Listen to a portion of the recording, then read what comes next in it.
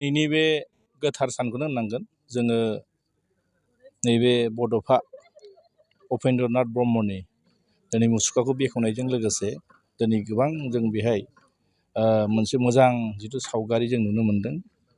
मानोना उदालगुरि जिल्लानि सिङाव दिनै बे स्टेडियामनि सिङाव जिथु मोननै हाबाफारि जाना थांदों, बेयो जोंहा मानगोनां माजबाद समष्टिनि MLA चरन बर' बिथांनि दैदेननायजों बे बुस्थुआ जानो थांबाय थादों।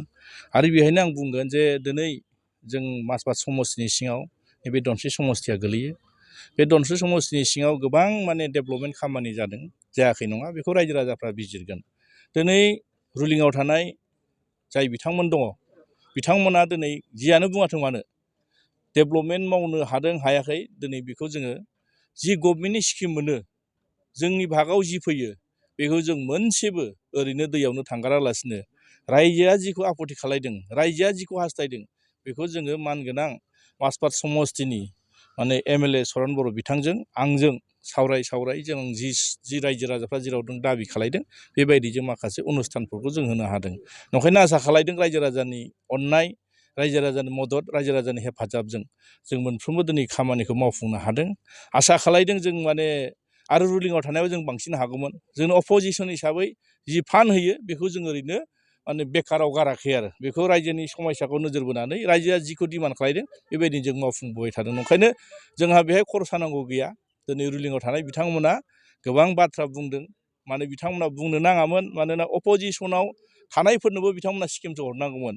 दिनै बिथांमोना जिबायदिखौ बुङो बाराद्राय राजनिति खालायनायखौ नुदों। ओंखायनो रायजो राजाफ्रा बिजिरगोन आरो बिनि सायाव आरो सार गोबाङानो माने ओरैबायदि फाव फान्दायबाय थायो, दिनै माखासे भट बोनो लाबा लाब खालामनो थाखाय नोंथांमोननि माखासे खामानि बै समनि जिखिनि सेसन खालामबोनाय बिसोर इन'ग्रेसनखौल' खालामबाय थादों, नाथाय नामखौ लादों बिथांमोना।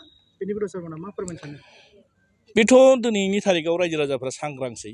दिनै BPFआ 15 बोसोर सरकार खुंदों रायजो राजानि माने भटखौ लानानै 3 बोसोर इन्टारिम, गासै 17 बोसोर गभर्नमेन्ट सालायदों।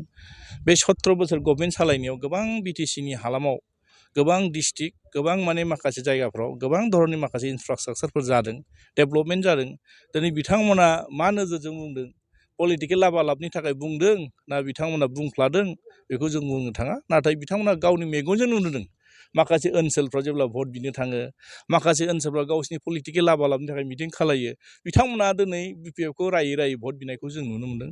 बिथांमोना जिथु आसा होदोंमोन, जि बाथ्रा होदोंमोन, माने BTR जाखांनायनि उनाव गोबां सिमां नुहोदोंमोन, दिनै मोगथाङाव दिनै बिथांमोना मावफुंनो हायाखै। ओंखायनो बिनि फिननायखौ फैबाय थानाय 25आव रायजो राजाफ्रा बिनि फिथाइखौ गाव रायजो राजाफ्रानो होगोन आरो बिनि फिथाइखौ बिथांमोना मोनजागोन। थगायनायनि फिथाइया गोथाव ना गोखा ना माबायदि बिथांमोना बिनि सायाव गावसोरनो मोनजागोन आरो। ओंखायनो दिनै जि बाथ्राखौ बिथांमोना थगायदों बेखौ आं बुंब्ला बिथांमोना राजनिति खालायदों सानगोन। ओंखायनो दिनैनि थारिखआव आं बेखौनो बुंगोन जे बिथांमोना जि खामानि मावनो नागिरदों बेखौ रायजो राजाफ्रा नुसारबाय थादों आरो बेहाय जोंहा बुंनो डाउट गैया। फैबाय थादों डिपार्टमेन्टेलि जि जायगायाव जि बुंनांगौ आङो डिमान्ड होदों, स्किमखौ लाबोनो थाखाय आं सेस्था खालायदोंमोन। नाथाय दिनै रुलिंआव थानाय माखासे दैदेनगिरिफ्रा बिथांमोना पलिटिकेल लाबालाबनि थाखाय आं जि स्किमफोरखौ डिमान्ड होयो बिथांमोना मावाखै। नंखायनो रायजो राजाफ्रा जथेस्थ' बुजिनो हादों। नंखायनो दिनै रायजो राजाफोरजों आं दङ बेखौ रायजो राजाफ्रा बिजिरनो हादों।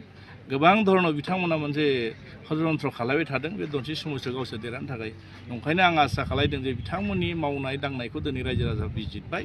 फैबाय थानाय 25आव रायजो राजाफ्रा जथेस्थ' बिनि सायाव मोजां बिजिरगोन आरो खुनु पयन्टै बिथांमोना बे धनस्रि समस्टियाव देरहानो हाया, बिथांमोननि खामानि मावनायानो फोरमान खालायो आरो।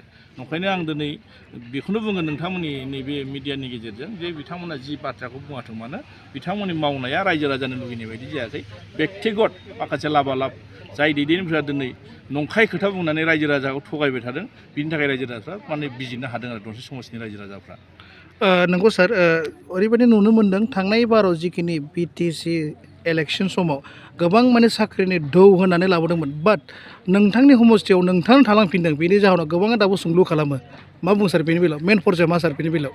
नङा, बिथांमोना माबा सानदोंमोन, गोबां साख्रिनि धुप होदोंमोन, साख्रिखौ मोरै होनो बिथांमोना नैबे साख्रि होनायनि माखासे प्रक्रिया माखासे सिस्टेमखौनो दिनै बिथांमोना खोमानानै दोनदों।